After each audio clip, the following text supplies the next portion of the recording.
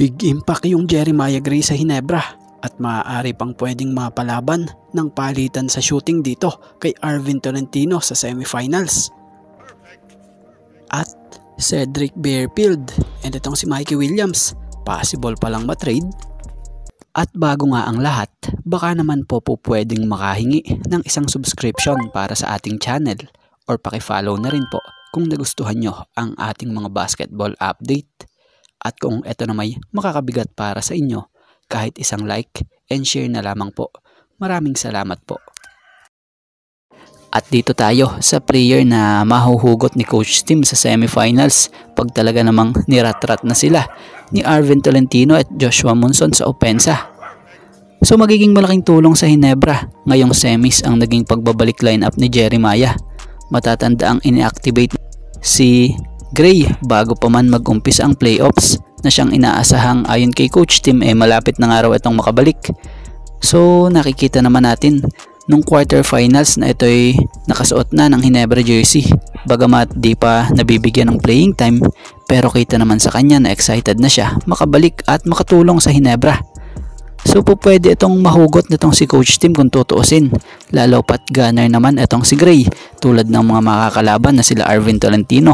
Ang maganda pa nga po kay Jeremiah Gray nakakasabay siya dahil itong mga makakalaban niya halos mga kasing taas lang din niya at same nga po din ng galawan sila. Alam nyo bang si Jeremiah Gray isa din ito sa iniidolo nitong NBA player noon si Kobe Bryant. Kaya naman kung maglaro ito may pagkamamba mentality din. Kung tutuusin pa bago pa to makuha ng Hinebra nga noon bilib na rin daw po dito si Justin Brownlee sa player na ito. So kaya naman magandang pagkakataon ito para kay Maya. So sana mabigyan nga siya ng playing time ni Coach Tim like Jamie na isa ring player na nakabalik na rin galing sa injury. So mainit nga ngayon pinag-uusapan ang mga possible trade na maaaring maganap tulad na lamang sa inaasahang pagbabalik ni Mikey Williams sa PBA sa gaya nga po sa post ni Sir Snow Credit po na kung saan naglabas ito ng possible trade scenario for Mikey.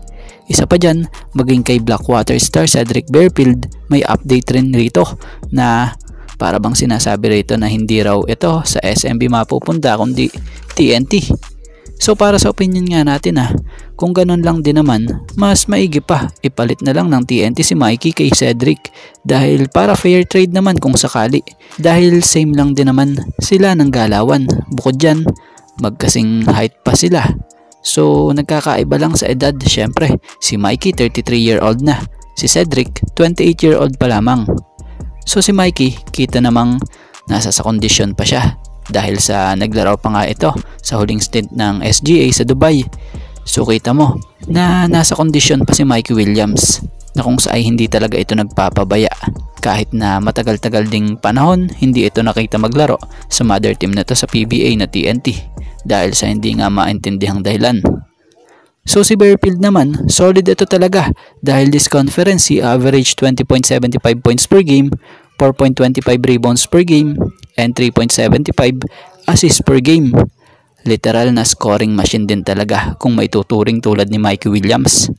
Pero syempre, wala pa namang final decision about dito. Nagbigay lamang tayo ng reaksyon at opinion dyan batay sa mga nababasa nating update. So abang-abang na lang tayo banda-banda dyan about sa mga susunod na update sa mga nabanggit na mga manlalarong ito.